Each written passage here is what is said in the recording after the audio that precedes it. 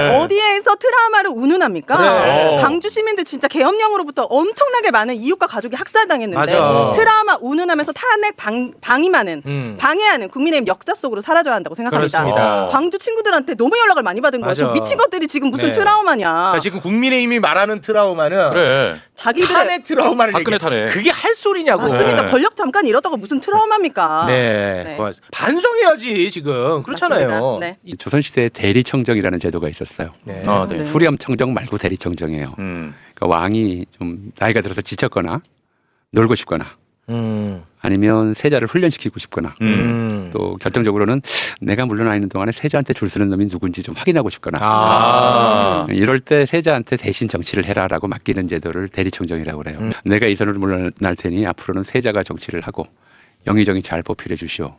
딱 그 장면이었어요. 한동훈은 세자처럼 그 자리에 나왔었고 한덕수는 영의정처럼 그 자리에 나왔었고 심지어 성도 똑같으니까 형제처럼. 네. 그러니까 이게 세자와 영의정 관계를 딱 이렇게 만들어 놓은 거예요. 그러네, 야, 진짜. 비유 좋다. 누가 그 왕조 시대에나 가능한 거예요. 그런데 문제는 정말 문제는 검사 출신이고 법무장관까지 한 사람이 그리고 2번이나 총리를 한 사람이 네. 이게 왕조 시대에나 가능한 일이라는 사실을 모르는 거예요. 민주주의의 기본이 뭔지를 모르는 거예요. 근데 그럼에도 불구하고 이 내란 자체가 잘못이 아니고 대통령의 정당한 헌법상 권한 행사다라고 주장하는 사람들이 있잖아요. 네, 일도 있죠. 민주주의의 기본에 대해서 우리는 얼마나 알고 있는가? 우리나라 사람들은 언제부터 민주주의가 좋은 제도라고 생각했는가? 거기서부터 좀 출발을 해보죠. 민주주의라고 하는 말이 우리나라에 처음 들어온 게 1884년이에요. 그때 이미 미국과 프랑스는 왕이 없는 나라였어요. 왕이 없는 나라랑 계속 발려니까 그 나라를 이해해야 되잖아요. 근데 이 민주주의는 애초에 번역을 잘못했어요. 그렇지. 일부러 번역을 잘못했어요. 일부러요? 예, 왜냐하면 예를 우리가 주의 그러면 뭐 내셔널리즘이든 그렇지. 인디비주얼리즘이든 전부 이즘으로 끝나잖아요.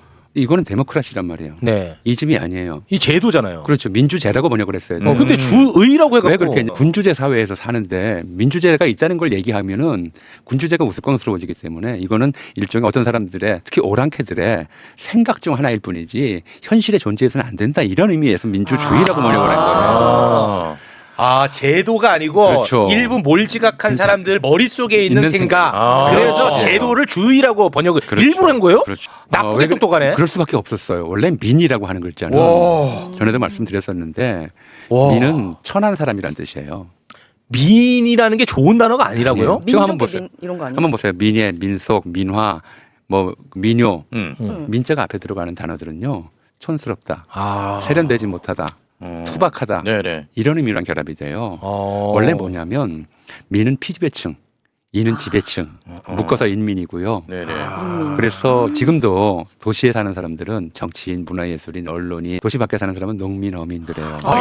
인과 민은 그렇게 나뉘는 글자예요. 그래요? 근데 그 민이 주인이 되는 무슨 체제 이런 거 얘기하면 난리 나는 이건 무슨 오랑캐들이나 할 수 있는 것이지 천도가 있고 하늘의 도리를 왕이 대신하는 이런 그것이 정치인 줄 아는 사람들한테 말도 안 되는 얘기인 거죠. 그럼 갑자기 그 서민이란 단어가 굉장히 기분 나빠지네. 원래 그랬었어요. 그래요?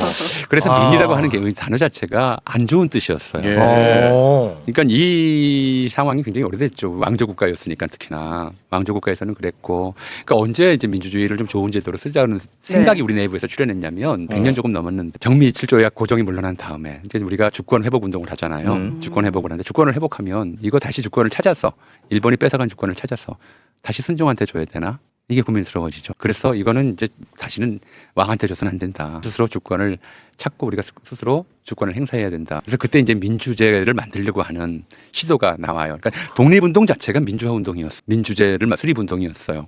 그래서 그 당시에 만들어졌던 독립운동 단체 이름이 신민회였어요. 신민회. 민을 새롭게 바꿔야 주권자가 될 수 있다 이런 생각이었죠. 그리고 그 전통 위에서 1919년 3.1운동이 일어났을 때 독립선언의 주체를 2천만 민중의 성충을 합하여 이렇게 썼던 거예요. 김희동 선언서에 민중이라고 썼어요. 민이 주인이 되는 그런 체제를 만들겠다. 자, 이게 민주주의. 그래서 우리 독립운동은 기본적으로 민주주의와 결합해 있었어요. 나라 찾아서 순종한테 줄 수 없다는 거예요. 네. 그러면 우리 그래서 이 대한민국이 만들어진 것이고 대한민국 임시원장이 대한민국은 민주공화제로 함이라고 선언했던 거죠. 그런데 친일파는 어땠겠느냐. 이 사람들은 한편으로는 민족 반역자지만 한편으로는 민주주의 혐오자였어요. 이 사람들은 민주주의가 더 무서웠어요. 왜요? 더 싫었어요. 자 보세요. 왕이 있으면 왕조 체제의 짝은 언제나 귀족주의예요. 왕이 있으면 귀족이 반드시 있어요. 왕이 있으면 귀족이 있고 자기들은 귀족이거나 기득권층들은 네.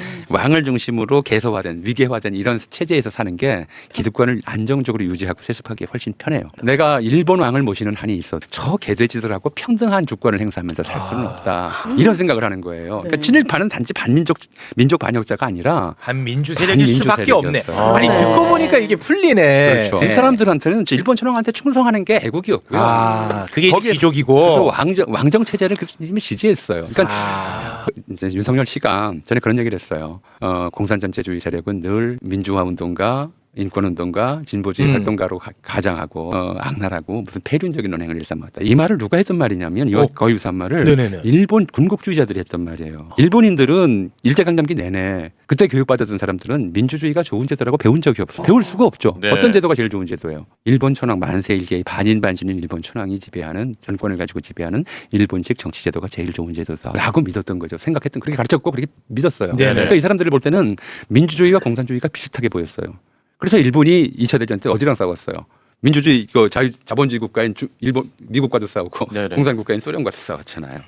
자기들은 천황제 절대 군주 국가였거든요. 자, 여기서 이렇게 교육받은 사람들이 해방되고 나서 이제 미군 정이 들어와서 민주공화국이 된다고 했을 때 배운 적이 없거든요. 민주주의가 뭔지 배운 적이 없어요.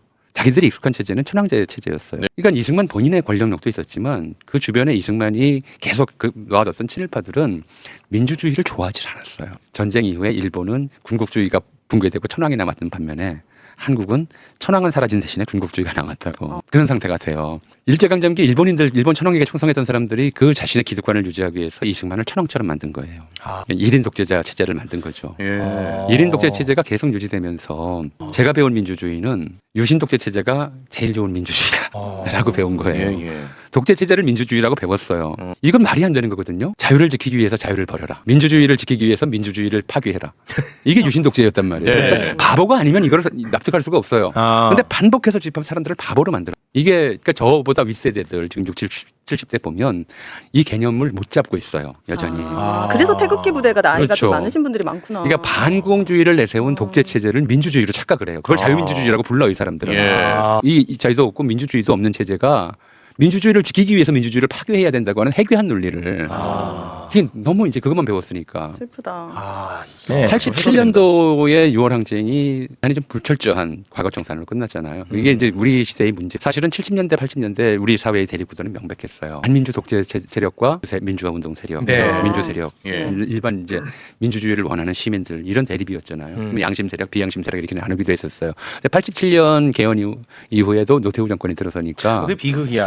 자, 이건 반민주 집단이었어요, 사실은. 독재 세력이었어요. 예. 근데 이거를 본인들이 자기가 독재를 했다고 인정할 수도 없고 네. 또 언론들도 그 당시에 이른바 박정희 군사 독재 시대에 거기에 협조하고 협력했던 그런 과거가 있기 때문에 네. 이걸 독재 체제라고 불러야 되는데 군사 독재 체제라고 불러야 되는데 말을 순화해줘요. 뭐라고요? 이게 역사를 왜곡한 첫 번째예요. 예. 권위주의 세력이라고 불러요. 권위주의 세력. 권위주의 정치 이게 말이 돼요? 독재 정치예요. 권위주의. 독재 정치인데 네. 권위주의 정치라고 해괴한 말을 만든.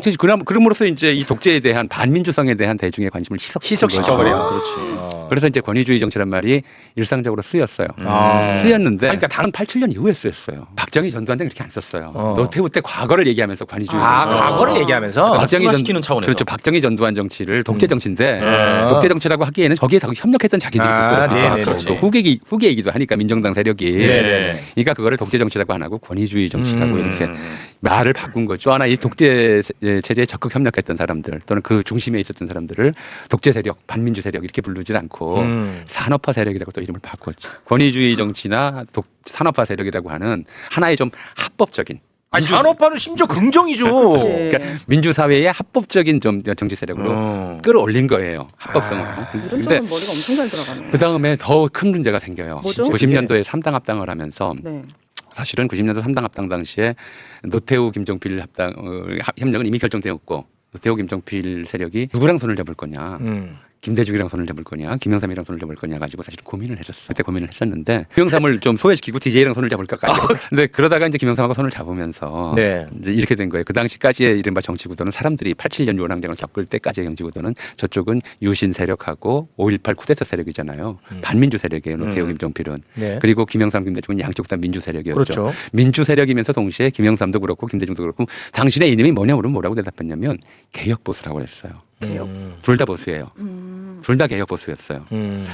그런데 김영삼하고 손을 잡으면서 이제 언론들이 어떤 식의 장난을 치냐면 이 독재 세력과 민주적 보수 세력이 손을 잡았단 말이에요. 일부러 들어갔어요. 들어갔으면 이게 과연 이 정체를 부르기가 좀 그렇잖아요. 그렇죠. 근데 여기 김영삼 이미지를 여기다 다 덮어 씌워준 거예요. 그래서 그때부터 보수와 진보로 나눠. 김대중은 자기가 원치도 않았는데 자기가 생각하지도 않았는데 진보가 돼버렸어요. 처음 보수랑 진보라는 말이 나오는 거예요? 보수 대연합이라고 하면서 민주당 창당을 보수 대연합이라고 불렀고요.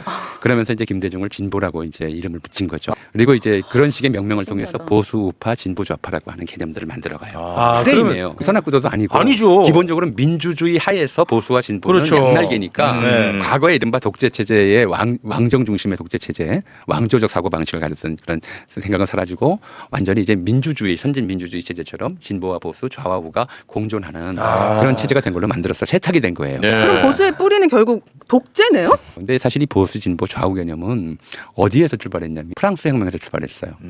프랑스 혁명 때 누가 보수, 누가 진보, 누가 우파, 누가 좌파였냐면 왕당파를 배제한 남아 민주주의를 이루겠다고 결의했던 그 사람들 내에서의 보수 진보가 아니고 좌우가 아니었던 것이고요. 왕당파는 왕당파예요, 그냥. 근데 한국에서 자칭 보수는 기본적으로 이 좀 왕당파적 속성을 가지고 있어. 독재. 기본적으로 독재죠. 네. 반민주 세력이었어요. 끊임없이 그랬었어요. 이 반민주라고 하는 거는 그러니까 사실은 기본적으로 친일파에서부터 그다음에 이승만, 박정희, 전두환에 이르는 독재 정권 시기까지 계속 뿌리를 내려왔고요. 또 민주주의 교육이라고 제가 말씀드렸습니다만은 초등학교 4학년 때 유신이 떨어졌고 고등학교 2학년 때 박정희가 죽었어요. 초등학교, 중학교, 고등학교 때 유신 체제가 제일 좋은 민주주의라고 배우고 다른 세대예요. 학교에서 이 민주주의에 대해서 실질적인 교육이 가능했던 시대가 언제부터냐면 80년대 말부터예요. 80년대 말은 사실 90년대 초부터예요. 네. 교과서 바뀌고 교사들이 여기에 이제 가르칠 수 있게 된 시대가.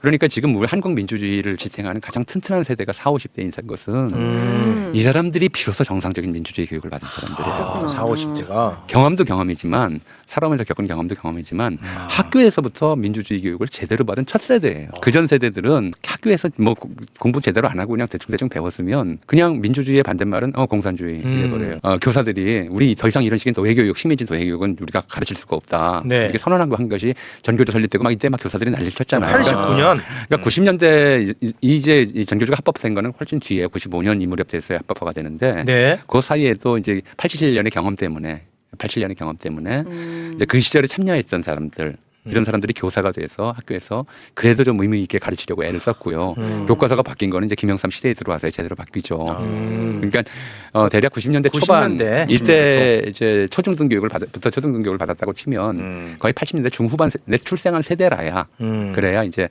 본격적으로 학교에서부터 민주주의 교육을 받았다 이렇게 볼 수 있게. 민주주의는 다시 말씀드리지만 1인 군주주의의 반대말이고요. 군주주의의 현대판이 1인 독재 체제의 반대말이에요. 네네. 근데 이 사람들 지금 쿠데타 내란을 해서 하려고 했던 것이 뭐냐면 계엄은 계엄 자체의 논리가 있어요. 계엄을 선포하면 선포는 선포지만 해제는 언제 하느냐. 만약에 계엄이 성공했다면 언제 해제할까요? 그러니까 그게 저도 궁금하더라고요. 만약에 다 장악되면 어떻게 해제될 수 있죠? 계엄은요 자체 논리가 있어요. 이거는 수많은 사람을 영장 없이 체포, 구금, 투옥, 고문하는 그런 행위잖아요. 네. 그리고 국민의 기본권 전체를 제한하고 박탈하는 행위예요. 네. 범죄예요. 국민에 대한 범죄예요. 그러면은 이 범죄에 대한 면책권, 생명 안전 이걸 확보하지 못하면 해제를 못해요. 그래서 우리 역사상의 모든 계엄은 개헌, 그다음에 이 계엄을 선포한 자의 평생 집권을 허용하는 방식으로 결정이 돼요. 그러니까 이거는 그러니까 예를 들어서 뭐 개헌을 통해서 평생 집권을 확보한다든지 뭔가 그런 약속을 받지 않고는 끝나지 않았어요? 자기가 평화적 정권 교체를 못해요. 계엄을 선포하면 이 계엄 기간 동안에 저지르는 범죄가 워낙 광범위하기 때문에 그 죄의 무게에 짓눌려서 그 전까지는 권력을 탐해서 계엄을 선포했다고 하더라도 시작은 그렇게 했을지라도 선포를 하고 나면 그 죄의 무게에 짓눌려서 자기 권력이 생명줄이 돼요. 저렇게 해서 민주당 의원들 잡아가고 고문하고 그랬다가 민주당이 정권 잡으면 자기 어떻게 되겠어요? 죽는 거지. 못 넘겨줘요. 그럼 독재가 될 뻔했네요 이번 개헌. 당연히 독재 같아요. 우리가 안 그런 게 없어요. 안 그럴 수가 이거는 없어. 기본적으로는 끔찍해. 무슨 뭐 예산 이건 다 거짓말이고 사실. 이거 뭐 다 드러났는데요. 뭐 3월부터 준비했느니 그 전부터 제가 볼 때는 뭐 1년 정도 넘은 것 같고요. 제가 볼 때는 작년 2023년 11월 기본적으로 네. 1인 독재 체제 왕정으로 되돌리려고 하는 거였어요. 왕정으로. 왕정으로. 자기가 뭔데 진짜 능력도 없으면서 이거는 진짜. 해제할 수 있는 계엄이 아니에요. 이런 계엄은. 그렇구나. 해제를 못하고 거기에 짓눌려서 결국에 가서는 자기가 그렇게 생각을 안 했더라도 1인 독재 체제를 만드는 것밖에는 평생 집권 체제를 만드는 것밖에는 빠져나갈 길이 없는 그런 일을 벌인 거예요. 예. 근데 거기에 찬동하는 거죠 국민의힘이. 왜 그랬느냐? 이 사람들 귀족이니까. 왕당파예요. 왕당파. 이 왕조 체제는 군주제는 뭐랑 결합하냐면 귀족제랑 결합한다고 그랬어요. 네. 그리고 이 귀족제의 현대적인 용어가 엘리트주의예요. 어머나 진짜 잘 만들어. 엘리트주의거든. 그러니까 이게 어떻게 되냐면 이 사람들은 그래요. 왕을 모시고 살지언정 개돼지랑 같은 동급이 돼서 살 수는 없다. 그렇지. 윤상현 씨 발언이 딱 그거예요. 딱이네. 1년만 지나면 다 찍는다. 걔들은 개돼지다 민중은. 그렇지. 우리는 특별한 엘리트고. 그렇지. 너무 이 사상이거든요. 예. 이 생각을 가지고 계속 정치를 해왔고. 해왔어. 그리고 우리 사회가 87년 이후에 이른바 독재체제 청산이 불철저했기 때문에 용어를 잘못 만들었어요. 그런 사람들을 반민주 세력이었었는데 권위주의 세력이라고 이름을 한 번 완화해줬다가 그렇지. 보수 세력이라고 또 한 번 더 완화해줬어요. 그러니까 왕당파한테 보수라고 이름을 붙이면 안 돼요. 왕당파예요. 왕당파. 기본적으로 독재주의자이고요. 예. 전체주의자이고 군국주의자들이었어요. 그리고 그게 청산이 안 되니까 계속 이제 이어져 내려왔던 거죠. 한 가지만 더 말씀드릴게요. 야, 근데 오늘 강의가 너무 좋지 않아? 너무 좋아, 너무 아니 진짜. 너무 이해가 됩니다. 아니 이거는 네. 세상에 알려야 돼 오늘 강의. 왜 이 교육이 문제였냐면 이걸 제대로 우리가 저 사람들은 기본적으로 독재 세력이고 이른바 식민지 일제강점기부터 천황에게 충성해왔던 세력이고 네. 그래서 민주주의에 반대해왔던 세력이고 민주주의를 혐오해왔던 세력이다. 이것만 제대로 가르쳐서 지금 20대 안 나와요. 이 사람들은 또 한 번 또 이런 식의 완화된 표현들로 교육을 받다 보니까 보수와 진보의 민주주의라고 착각을 해온 거예요. 지금까지 또 우리가 유럽처럼 미국처럼 보수 대 진보 이런 것처럼 있는 것처럼 네. 사실은 그렇지는 않거든요. 그렇네. 그래서 이런 이제 이번 이참에 저는 뭐 조금 전에 이제 일부에서 박지원 의원께서 이 탄핵과 그 이전과 이후는 다른 시대다라고 말씀드렸지만 다른 시대가 될지 안 될지는 저도 확신할 수는 없어요. 다만 한 가지 필요한 것은 우리가 그동안 우리 역사를 거쳐오면서 의도적으로 잘못된 과거와 화해했던 역사. 그렇지. 화해라기보단 타협했던 역사죠. 그렇지. 독재자를 독재자라 부르지 못하고 그렇지. 권위주의자라고 불렀던 역사. 그리고 이제 반민주주의자를 반민주주의자라 부르지 못하고 보수라고 불러왔던 그렇지. 역사. 이런 것들을 이제 좀 반성하고 그만했으면 좋겠어. 이제 반성하고 제대로 불러줘야 된다. 이제 제대로 해야 돼. 국민의힘은 보수 정당이 아니라 네. 왕당파이고 왕당파. 전체주의 집단이고 독재 세력이고 네. 그리고 내란 공범이다. 내랑 근데 그나마도 우리 교수님은 이렇게 역사와 이론과 논리로 이렇게 설명을 하셨지만 네. 이번에는 우리가 그냥 피부로 느껴버리니까 예. 이런 것들이 얘네는 그냥 왕당파네라고 이제 피부로 느껴져서 그렇죠. 사람들이 쏟아져 나온 겁니다. 그렇죠. 예. 그러니까 이게 그동안에 이제 87년 이후가 한강 작가가 그렇게 얘기했죠. 과거가 현재를 도와줄 수 있을까? 70년대 민주화 운동을 도와준 게 일제강점기 독립운동이었고요. 그리고 80년대 이른바 민주화 운동을 도와준 게 70년대 민주화 운동이었고 네, 네. 지금의 이걸 도와주고 있는 게 이 탄핵에 대해서 이른바 계엄 사태가 와서 나라가 망할 위기에 처해 있는 이 상황을 도와준 게 87년의 경험 같은 것들이었어요. 네. 역사는 사실은 굉장히 무거워요. 어떤 때는 좀 도와주기도 하지만 또 이런 우리가 민주주의라고 얘기를 하는데 사실 한국에서 형식적이나마 민주제가 형성된 건 이제 40년도 안 돼요. 네. 그 앞에 3,000년은 왕한 밑에서 살았어요. 네. 그러니 사람들의 의식은 잠재의식까지도 왕조 시대에 대한 생각이 워낙 강해요. 그런 것 형수가. 같아요. 네. 그거를 잘 벗어나지를 못해요. 네. 민주주의가 진전하기 위해서는 그걸 하나씩 좀 덜어내야 돼요. 네. 왕조 시대의 사고방식이나 관념이나 통념 이런 것들을 뭐 좋습니다. 이런 일들을 겪으면서 우리가 여전히 왕조 시대를 그리워하는 왕조 시대의 이른바 개돼지 백성처럼 살던 이런 시대에서 한 걸음씩 벗어날 수 있는 계기가 돼야 된다고 생각을 하고요. 네. 그게 이번 사태의 끔찍한 비극이고 사실 이 경제적 또는 외교적으로 입은 손실을 우리가 돈으로 환산할 수가 없는. 야, 오늘 강의는 네. 진짜 전 국민이 다 알아야 될 것 같다라는 생각이 들었고요. 네. 그냥 완벽히 이해가 돼버렸습니다. 동의한다는 게 아니고 예. 이해가 됐습니다. 정말 너무너무 고맙습니다. 대한민국 보수에 대한 이해 그렇습니다. 완벽하게 됐습니다. 네. 진심으로 오늘 값진 시간이었습니다. 네. 대단히 감사합니다. 고맙습니다. 지금까지 봐주셔서 감사합니다. 좋아요, 구독 버튼 눌러주시면 감사하겠습니다. 구독 알림 설정해 두시면 다음 영상도 바로바로 보실 수 있습니다.